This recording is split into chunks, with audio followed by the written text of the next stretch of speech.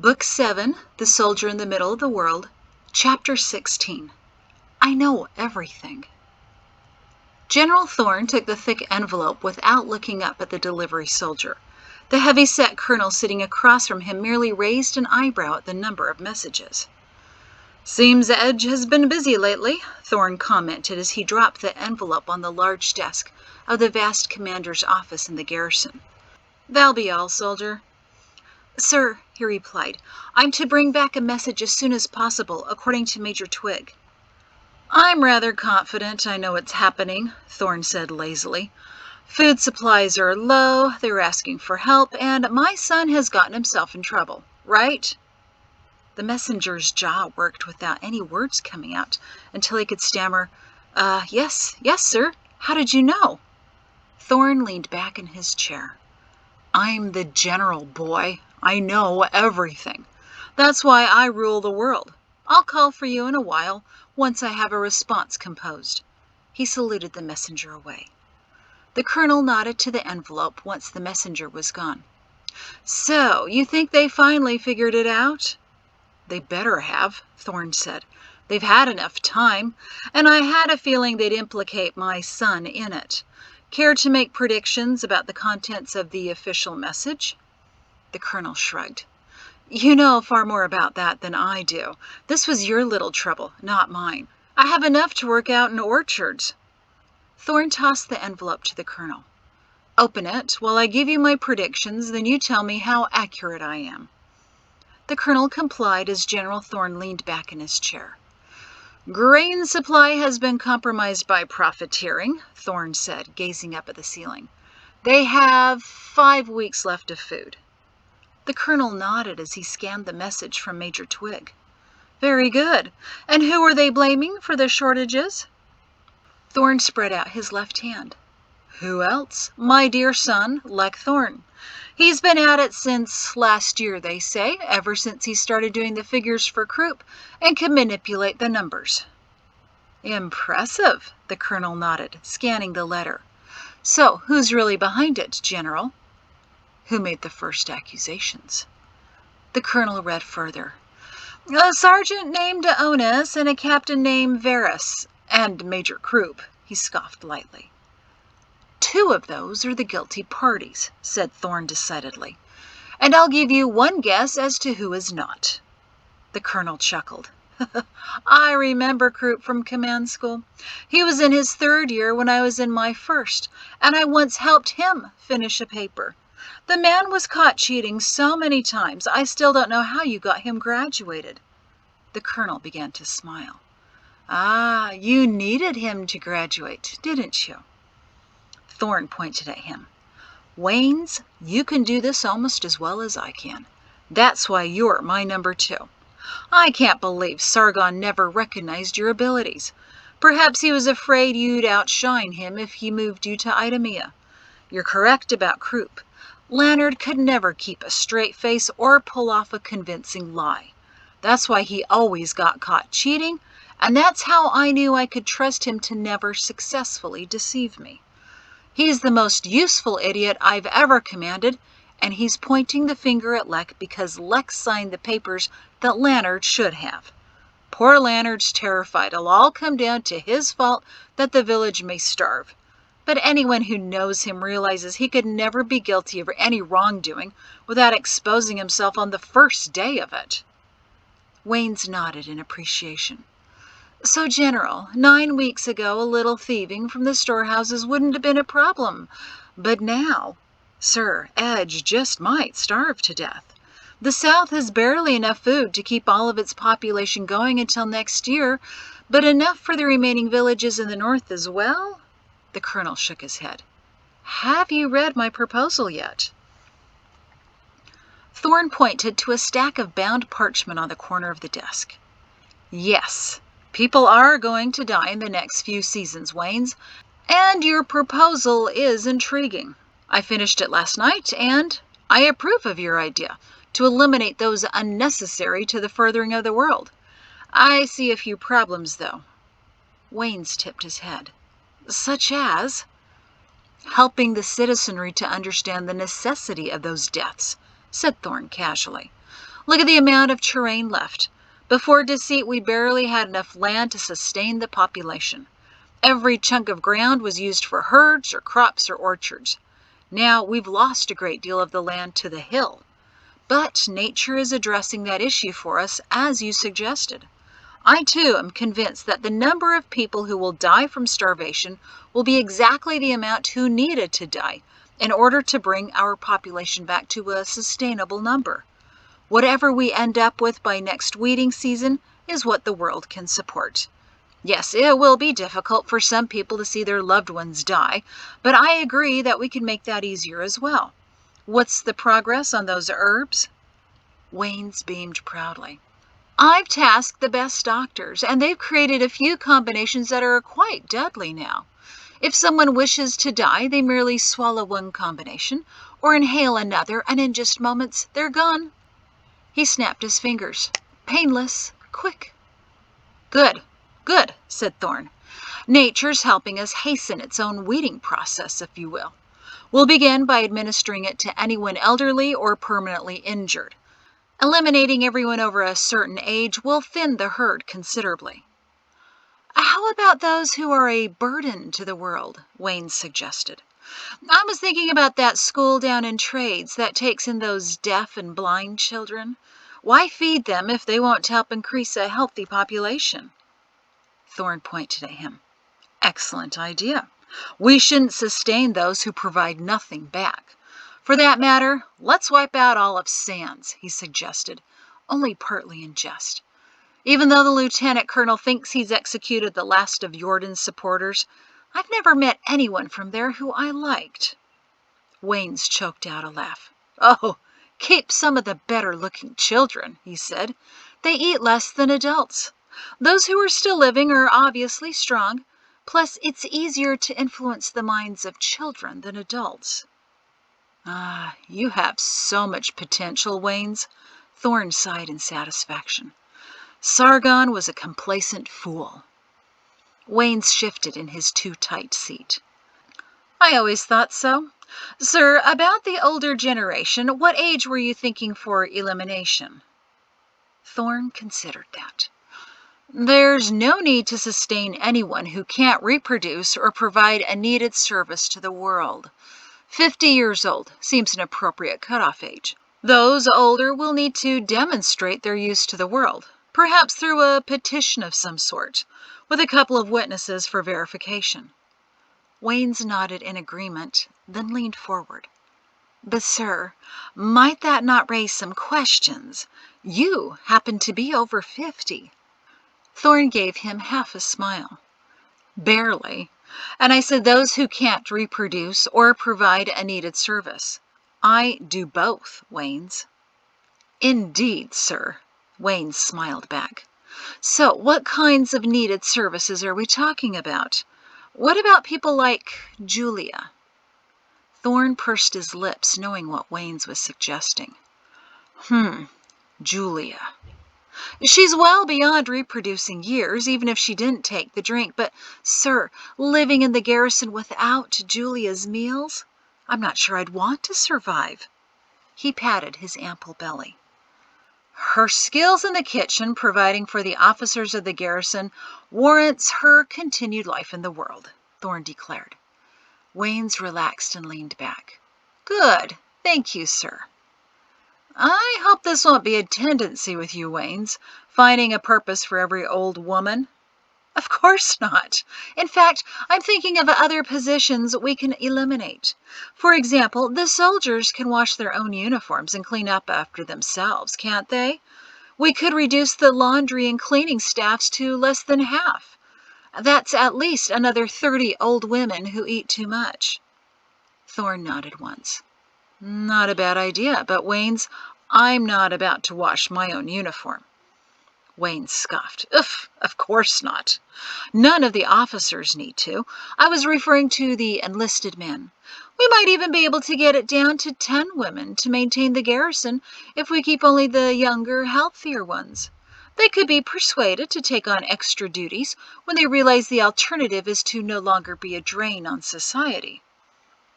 You've been thinking a lot about this, said Thorne appreciatively. Have you any other thoughts about older men besides me? Wayne smiled faintly. I have been thinking about this, just waiting for the right commander with vision. We certainly don't need to keep all the older men, only those who are virile and of superior intelligence, such as yourself. That should eliminate about 75% of the men, probably even more. And how exactly will you verify who is virile? Wayne scoffed. That wouldn't be up to me to verify. Maybe some of the women fighting for their laundry jobs will lend us a hand in that? Thorne smiled thinly. I know who I'm going to put in charge of this new endeavor, Waynes. Interested in the position of redistributing workers and evaluating the petitions of those who are self-important enough to think they're still useful? Waynes attempted to puff up his chest larger than his belly and almost succeeded. I'd be honored, sir. When do we begin? Thorne held up his left hand. Slow down now. The food status reports from the rest of the villages should be coming in soon. Once we have the total amounts, as well as a fairly accurate count of survivors. The message on conducting that count went out yesterday, sir. Waynes interrupted eagerly. We should have reliable numbers by early next week. Then, by next week, we'll know how many citizens we can feed and how many need to die to ensure everyone else's survival. It should happen soon, Wayne suggested. The sooner the unnecessaries die, the more food we have for the survivors. I do have a concern about implementing this, sir, he wavered. Something that I haven't been able to discover a solution for. Thorne gestured for him to continue. Waynes sighed. Most people aren't as forward-thinking as you and me, and they may fight our efforts, believing vainly that there must be an alternative. What if the bulk of the citizenry rebel against this? He searched for a term. Right-sizing. I know, Thorne said casually. That's what I meant earlier, that we may have a few problems, but I'm working on that. Really, sir? How?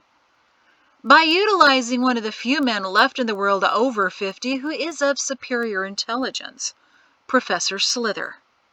Slither? Waynes exclaimed in surprise. He's still alive? No, I have a dead man running my son through command school and Edge.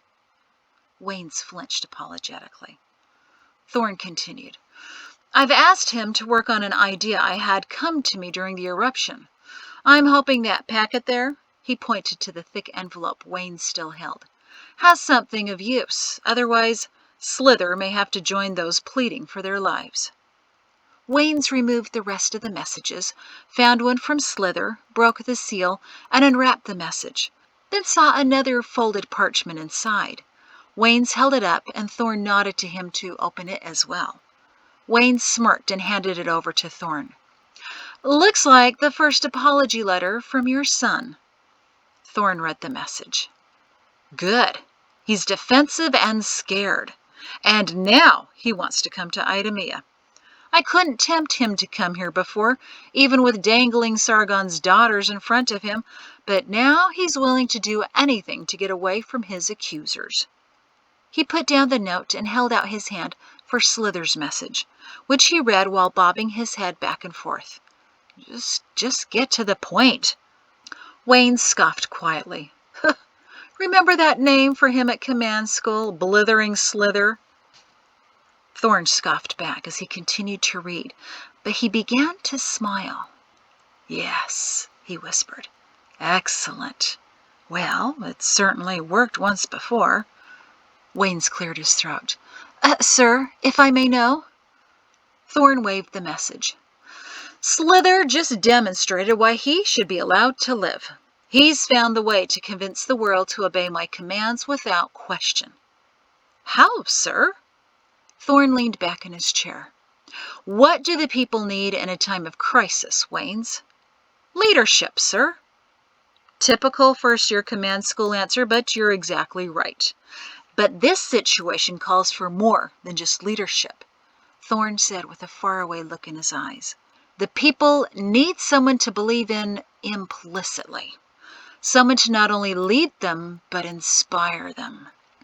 And in the dire situations they'll soon be facing, they'll need someone with more than just worldly knowledge, but someone with knowledge of nature. Supernatural, if you will. Supernatural? Waynes was mystified. Thorne looked off in a distance. Someone with the ability to read the stars, read the intentions of nature. Someone to whom a greater being speaks, to guide this people. Wayne's mouth was now hanging open in shock. Sir, that sounds like you're describing a... Does it now? Thorne smiled sanctimoniously. Tell me, Waynes, what were the men around you whispering in a panic when they saw the effects of deceit? Honestly now. Waynes harumphed in disgust. Ugh! Men were thinking it was the last day. Some were trying to find a copy of the writings. I even caught a few men praying. Thorne leaned forward. I saw the same thing. Battle-hardened soldiers stuck in the mudslide crying out for a rector to pray for them. Those terrified men were hardly an isolated event. Even my son referred to Mount Deceit as awakening. I found that phrase in the writings, in a so-called prophecy by a guide. Slitherus sent me a list of references describing the guides. I've realized that everyone needs something to worship, Thorne continued thoughtfully. If not themselves, then some greater cause. What if we were to provide that cause, that object to worship? What better time for a guide to return to the world than now? How will the people, still traumatized from the volcano and now facing the prospect of dying, feel about the Creator sending them a new guide to lead them through these troubling days? Waynes's mouth was now fully open. Sir, but the administrators proved decades ago there was no Creator or true guides, just dictators who controlled the people. The colonel's shoulders dropped in comprehension. A cosmic dictator, he breathed. Brilliant, sir. Thorne nodded once in agreement. The administrators were wrong about a great many things, Waynes, and the world is ready for one more revelation. That the administrators were wrong about the Creator because he does exist. He's merely been gone for the past 165 years. Thorne waved his hand vaguely. Some universal holiday or something. Supernatural beings lose track of time. But now, he pointed, he's returned to check on his little flock down here, and he's saddened by what's happened with the volcano. He's decided to send another guide to his people to help them recover from this devastation. Magnificent, Waynes exhaled. Please allow me to guess. This guide will require sacrifices, won't he? Of course, Thorne said. No great reward without first a great sacrifice.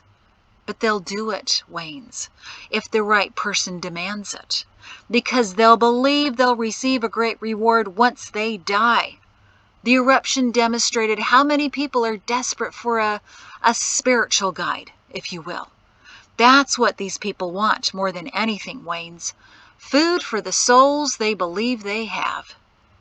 Waynes leaned forward in anticipation. And who will be the guide, sir? Who will undoubtedly fall under your brilliant influence? Thorne smiled thinly. Who they will follow with blind obedience, just like our ancestors followed the first Creator when he convinced them to submit to every little demand he made of them? Tell me, Waynes, how do the words guide Lannard strike you? Waynes shuddered but grinned. I think I just felt a chill. 1 week later, on the 42nd day of harvest, a date to be remembered for all time, the garrison in Idumea was buzzing. No officer had ever seen General Thorne more passionate, agitated, or demonstrative. The story of what happened that early morning traveled from barracks to blacksmith to barns in record time. The details were garbled and mangled, but the message reached everyone and made every soldier and citizen in Idumea stop in utter shock. General Lemuel Thorne had been visited by the Creator. And he had called a new guide to lead the people under the general's protection. Thorne would be setting out to retrieve him immediately.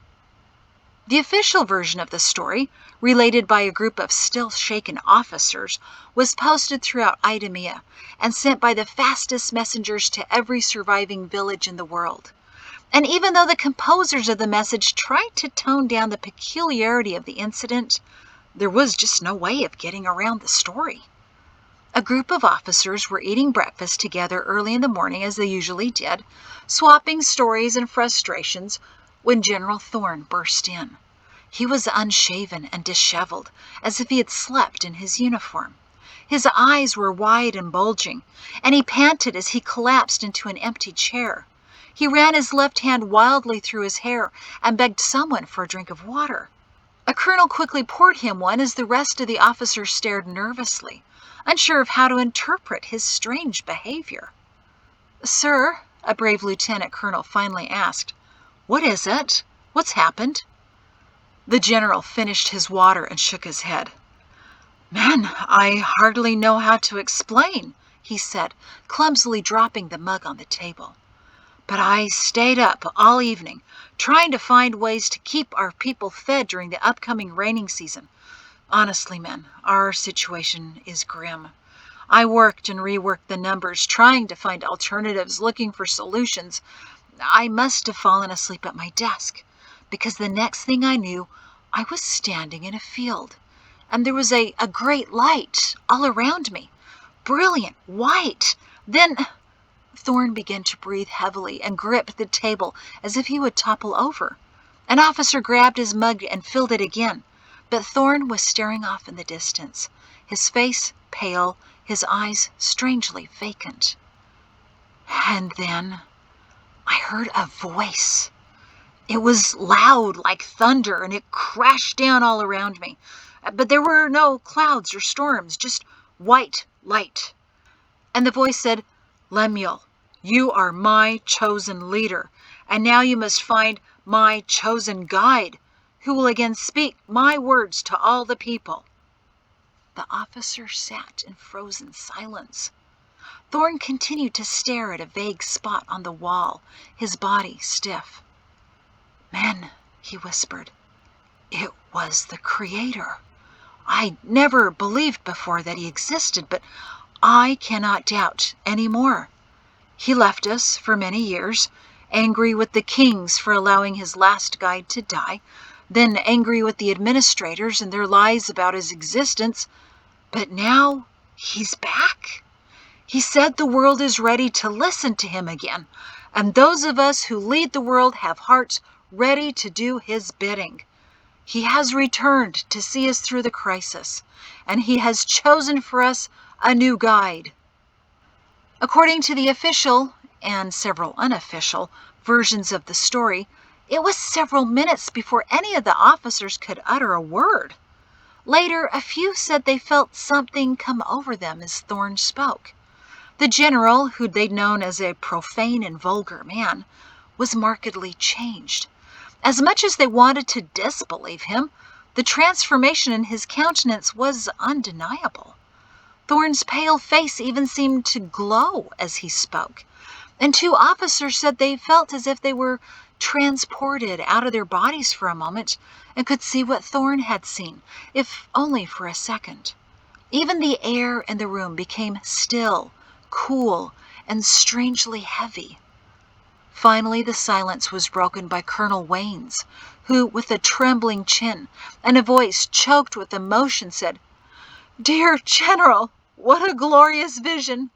Tell me, what can I do to serve the Creator and save our people?" The other officers, now knowing what to do, also said, "Sir, what can we do to serve the Creator and save our people?"